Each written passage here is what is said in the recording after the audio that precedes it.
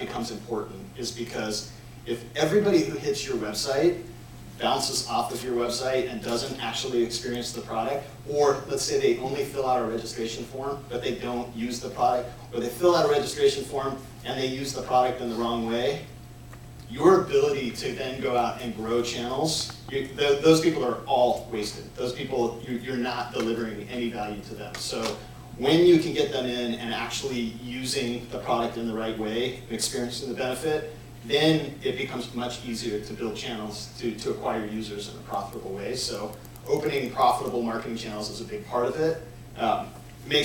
Even if you were able to have profitable marketing channels before, if you can double or triple the percentage of people who hit your website who actually get a great experience with the product, every channel will be more profitable than it was previously, and you're going to be able to beat your competition in those channels. So it's all competitive, whether it's a bidding system or not. If you can pay more to reach a person, the media that's out there is going to take your money instead of somebody else's. So being able to have a very good process of getting someone to a must-have experience is ultimately what gives you the ability to do that. So how do you do that? On a high level, that formula that you see down there at the bottom, desire minus friction equals conversion rate. So what you want to do is ultimately build up that desire. That desire creates that momentum, and you want to reduce the friction from delivering that must-have experience. So friction can be anything from people being scared in some sense about what your product might do to their computer, or they're afraid it's going to crash. They may be confused about what they need to do next. There's a lot of things that can define friction, and desire is ultimately what they perceive their need is, how well they perceive the product's going to fulfill that need. Get that desire up, get that friction down, you're going to get a lot more people coming in and experiencing it, and that's critical for building a sustainable growth engine. So increasing desire starts with actually understanding what your visitor intent is. So again, simple, just ask people, what are you hoping to get from this product? What are you hoping this product can do for you? Like if you can understand their intent. So kind of to put this into context, if somebody actually gets to your website, you have a huge advantage compared to somebody out in the wild. The person who's out in the wild on average is seeing 3,000 advertisements in a day. They've got just overload. They can't process, they can't deal with all those advertisements. But as soon as they got to your website, they got there for a reason. They're trying to do something on your website, and so if you can understand what that intent is, it's one of the most powerful forces that a marketer has to work with, and you want to be able to tap into that intent and keep them engaged until you gratify them in a must-have experience. So just asking that simple question can do a lot. The question on the side is asking, does this page make you want to sign up? If yes, why? If no, why not? Just those simple types of questions can start to give you the understanding of how effective your page is. You don't want to necessarily ask that question forever, but in the beginning, if you can start to find out how effective a page is in making someone interested in signing up for your service, or how ineffective it is, I can give you the ideas to start improving it. And user tests are another really, really great way. There's actually, usertesting.com has a free service now called Peak. I think you can do 2 tests in a month. And it basically, you get a 5-minute test of somebody coming into your website, trying to sign up for your product, and you can learn a lot through that user test. From the increased desire perspective, I really like to look at user tests just to watch that point when somebody's going through a user test where they go, oh, I get it. Oh, wow, this is great. Like that little piece are the aha moments that you want to get as early in the conversion process as possible, because those are the things that build momentum and drive people toward a conversion. Reducing friction, again, we talked about why that's important. Obviously, anytime you're losing people, you're losing them for a reason. Maybe they realize it's not the product they want. Maybe they just aren't that enthusiastic. But maybe something's broken. or maybe they're nervous that they're not going to get a money back guarantee, or that they need to use a credit card to try your product, or whatever it might be. You want to figure out where people are dropping off, and then you want to figure out why they're dropping off. So ask them questions like, is anything preventing you from signing up? So a exit survey, when someone goes to exit out of a browser, just asking that question, is anything preventing you from signing up? You can get a ton of insights that then you can feed back into a testing process that we'll talk about in a second. Same thing with usability tests. So we just talked about Peak you can use for free. Usertesting.com is about $40 a test. I was with a company where we sat in Starbucks and we just asked people to test the product, to just try signing up for it.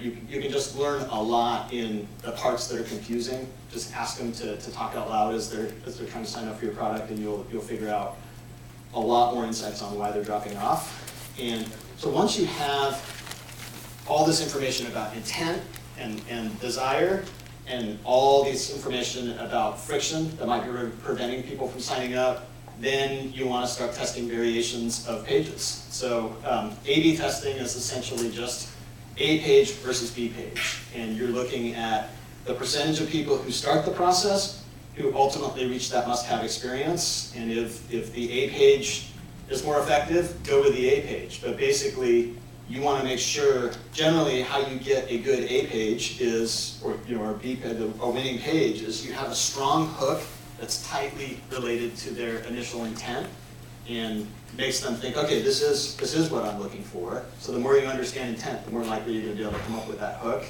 And then you're fixing the issues along the way. So all the places where you're losing people, when you understand why you're losing them there, you can come up with tests that actually fix that. So I had one company where we had a free product and we had activated a channel that sent 200,000 new people a day to the site, and a 10% sign up rate from there. So 20,000 people a day signing up, and over 90% of those people never used the product. So those 20,000 people who didn't use the product were basically worthless. You could say, oh, we get this email follow-up list, we can get them back later, but really that's just a spam list. That's not very valuable. So we tested all kinds of things like bigger download buttons. Oh, they must not know, or big free download. So they really understood that it's free, or we couldn't figure out why they weren't downloading at that spot.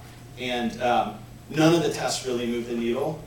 But when we asked them why they weren't downloading, they said, I don't believe it's free. So making it bigger free didn't actually move the needle. But once we had that, our next test tripled the download rate. And our next test was download free version or download trial of paid version. Big pre-check on free version. Once they saw we also had a paid version, there was credibility, that tripled the download rate. So just random A/B testing is how most people do it. It's frustrating, it'll lose momentum and it probably won't work. But if you can really understand the friction and the things that are preventing people from converting, you can come up with winning tests a lot more quickly. And the testing never stops. So I talked about this being a phase of stacking the odds, but this isn't something that, okay, I'm done, let's move on. There's always another win. There's always new channels that are sending people in. That example that I just gave you was 2 years into the business. That new channel came on and wouldn't have been viable if we didn't optimize the channel. So you're constantly testing, but a lot of your tests a lot of your wins are gonna be up front. And so that's why I talk about it as this is what you wanna focus on first before you actively try to grow the business, because it's impossible to grow the business in a meaningful way until you have a fairly efficient conversion process. So last thing I want to talk about with that is that you need to calibrate your growth engine. It's not just about maximizing the number of people who come in and use the product, but it's about making sure that your hook and your promise are actually weaved together in a way that makes sense. So your hook, you can A/B test for the best response possible, but your promise obviously has to make sense under that. Your promise is a reflection of your must-have experience. So it has to be authentic to that must-have experience. So you're not necessarily maximizing your response rate on the promise, because the response rate on the promise that might get the highest the highest kind of click-through to the next step might be totally different than what your must-have experience is, in which case you're not converting people on that biggest asset that you have, which is your must-have experience. So you just want to make sure those things are tightly tied together. And what happens when you have this product market fit and a must-have experience around the product market fit and a really efficient conversion process is that any channel you turn on actually turns on the most important channel, which is organic growth. So organic growth, if you look at all of the successful companies that are out there, they all have strong organic growth. So they're able to retain their customers, they're able to build loyalty. Those retained customers have word of mouth. Word of mouth, by the time I left LogMeIn, 80% of our signups were word of mouth. We were spending over $1 million a month, but 80% of our signups were word of mouth. If we didn't have a really efficient conversion process and a great experience, we wouldn't have had those signups. Upselling, if you're retaining people, you can find new and other services to sell to them. So there's a lot of value in being able to retain, upsell, drive word of mouth, and word of mouth is natural. You can, Dropbox has a referral program, but that referral program was an accelerator on already strong word of mouth. So we incentivized the word of mouth, the referred signups with free space, but a lot of people try to replicate that and think that that's like a big growth program. That took something that was strong and made it a bit stronger, but it was already strong in the first place, so that's important. Once you've done all of those things, you're in a much better position to actually grow your business, and then you can start thinking about ways to grow, and they change. Like the things that work today are not going to work tomorrow. It's super fast on what's working, at least in the external channels. Conversion rate optimization actually doesn't change that much year to year, but how to leverage Facebook to grow, how to leverage Twitter to grow, how to leverage Google AdWords to grow, how to leverage SEO to grow. That's a very fluid situation, and so we started growthhackers.com about 6 months ago, where people come in and collaborate and share those sorts of things. So I know for a lot of you, you're not going to be ready for that for a while, but when you are ready for it, come and participate in Growth Hackers. There's really good search, and you can find a lot of information about any channel that might be interesting for you, and hopefully you can contribute back some learning to it as well. So quick case study, and then we'll open it up for questions. So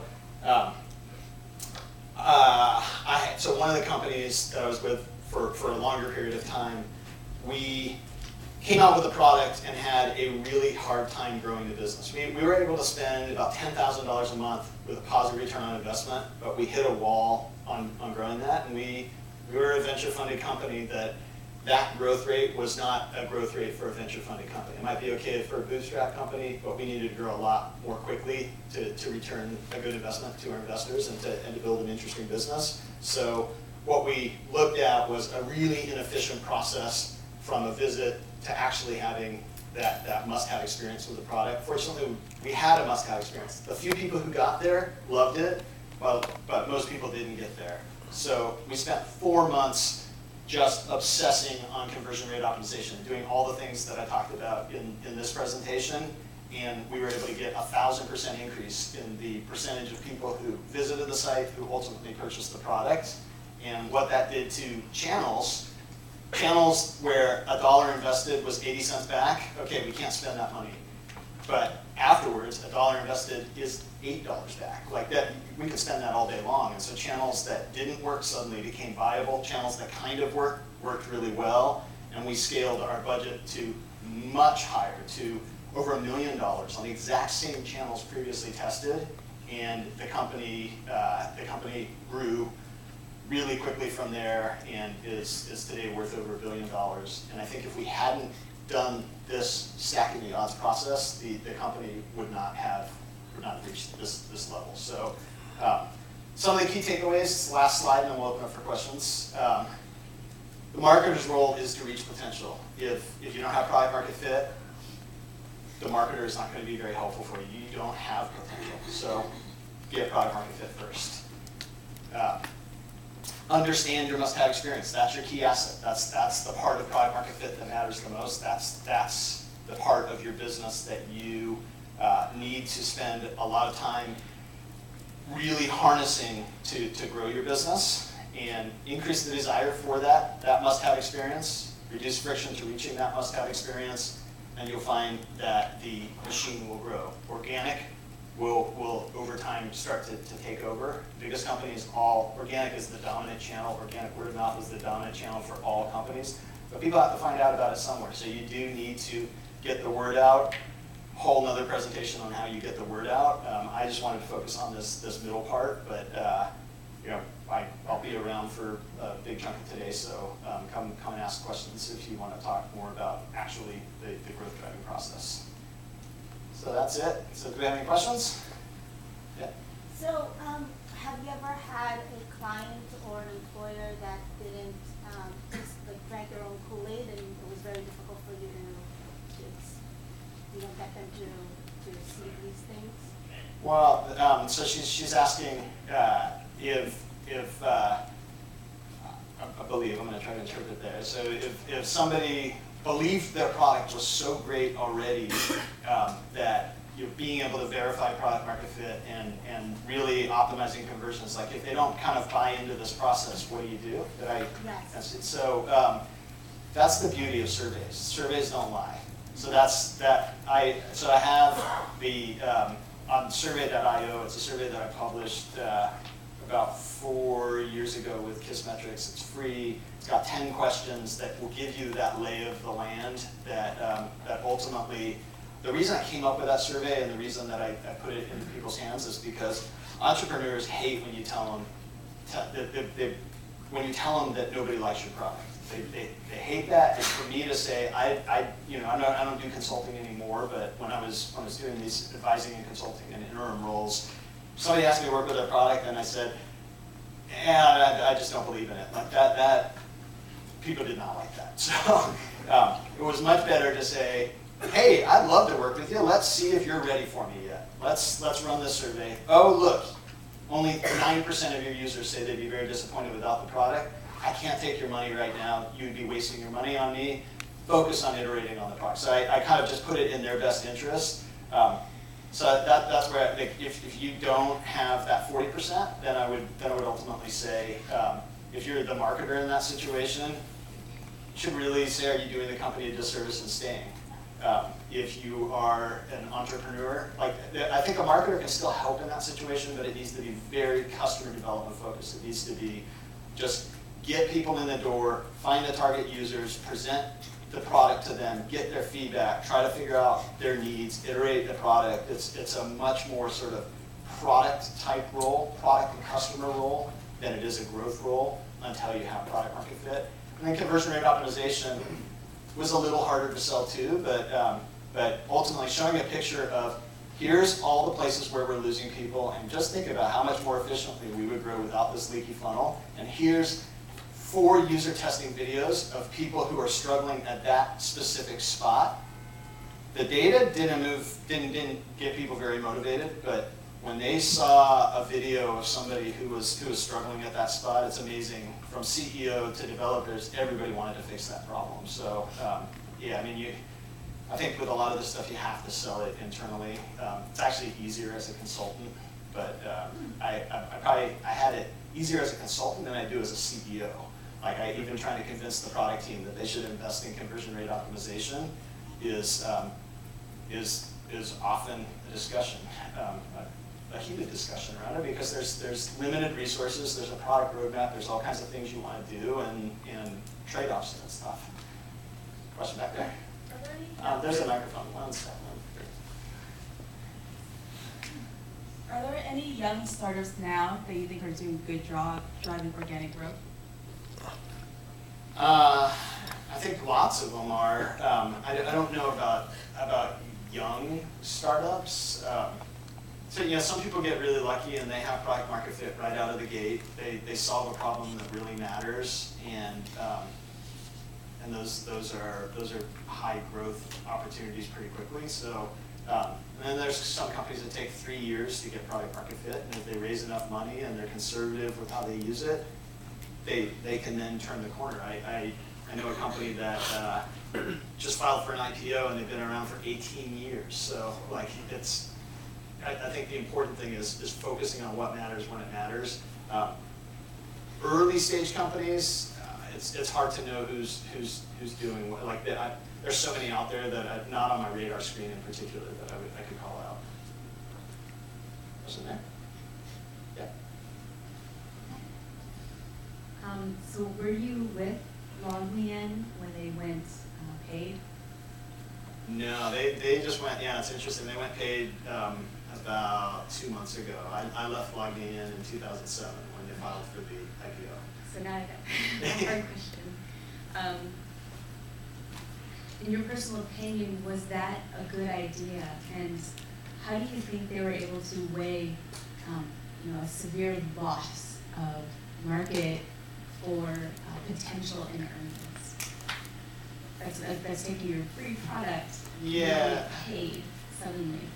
So I obviously being out of the company for 4 years, I couldn't sort of see the numbers, the behind the scenes numbers. But to me, I've spent a lot of time working with freemium businesses from Dropbox and LogMeIn, even about Rights Freemium. I worked on 20 freemium businesses overall. And what I can say is that if you're doing a freemium business, free needs to be your engine of growth, and it needs to be around evangelism. So it's this organic piece that I'm talking about. Price is friction. When you pull price out of the equation, you can really crank up that organic growth. And any business, so I discontinued free at Wallaroo. We acquired Kiss Insights a couple of years ago, and first thing that I said was, the free product's not very good. I need to make the free product a lot better to really crank up that growth engine. So we made the free product a lot better, and the growth engine didn't change. And so I said, okay, I learned something from there. There's not as much price sensitivity around it as I thought there was. So then we 5x prices, and revenue shot through the roof, and that a more premium product, much heavier investing in the technology, the targeting, the look and feel, all kinds of pieces that created a healthier business for us than free. So I'm a huge believer in freemium when it works, and I think for LogMeIn, it was absolutely critical for the first 5 years when I was there, but I don't know if it's still critical for them. They've got so much more enterprise revenue and other pieces to it that their stock price is up 30% since they took it away. So it's probably at least short-term market reaction has been pretty good. It looks like we have time for just one more question. Natasha Thompson. We've met on Twitter, Natasha Thompson, during the growth hacking panel later. I love what you're saying. I have a question in regards to, how Steve Jobs used to say the consumer doesn't know what they want, and even when they came out with the iPad, a lot of people thought it was doomed and that nobody needed it. So in that case, how would you have done the must-have experience testing if people maybe didn't really know yet they had that need? I mean, do you buy into that whole Steve Jobs philosophy? I do. For me, getting the product market fit is something that I don't claim to have any kind of an edge on. Getting the product market fit is hard. But what I can tell you is that if you ask me how would I feel if you took away my iPad, I would say I'd be very disappointed. So like it works in that case. Coming up with the innovation in the first place is I think it's a lot harder. I had an iPad right in the beginning. If you had asked me how I would feel, like I loved it right away. And so I have one company that I worked with that's pushing $1 billion valuation today. And when I started with them, only 7% of their users said they'd be very disappointed without the product. And that's when I decided I'm going to start asking that survey question before I commit to working with them for 6 months. And but interestingly, 2 weeks later, we had it to 40%. And the reason we had it 2 weeks later to 40% is because we took those 7%, we understood what their profile was, we understood how they were using the product, and we re-engineered the messaging, the flows to get people to that experience, to highlight the benefit that reflected that experience. People who, they just had a fairly fragmented value proposition and fragmented experience, and within that, there was one value proposition and one experience that really mattered, and they focused focused on those and ultimately have built a really valuable business. So that would be my thing with the iPad, is that, you know, the whole lean startup methodology of, you don't ask people if they want the solution, you ask people if they have the problem. And that can give you some direction in the innovation that's needed. And so the problem that with like the iPad might be, you know, do you find it annoying when you're walking and have to open your computer to try to find something? You know, like coming up with certain scenarios where a laptop computer might not have been as convenient. Or do you find it annoying when you lose your eyesight from staring at a phone when you're trying to, you know, that you can validate a lot of assumptions that might lead someone to say, hey, a bigger form factor that's somewhere between a phone and a laptop is what's needed. But you're not going to know if you nail it until you get that feedback from a set of people. And the iPad's not going to appeal to everybody. Somebody sitting at a desk all day probably doesn't need an iPad, but someone who's out and around and needs to be on. So you're going to find out who that target user is. You're going to find out what that use case is. And then you're going to position everything around that benefit for that user and bring in more of the right type of people who are going to spread the word and really build the enthusiasm. And that's ultimately a big part of how growth engines get going. So I don't think I would necessarily disagree with Steve Jobs around. The only thing that I might disagree with Steve Jobs around would be, he doesn't seem to be an MVP type guy. He seems, by MVP, like a minimum viable product. Like, get something kind of clunky and crappy out there and then iterate on feedback. Like, he gets what he thinks is right, really right, and then gets it out there. But it clearly worked.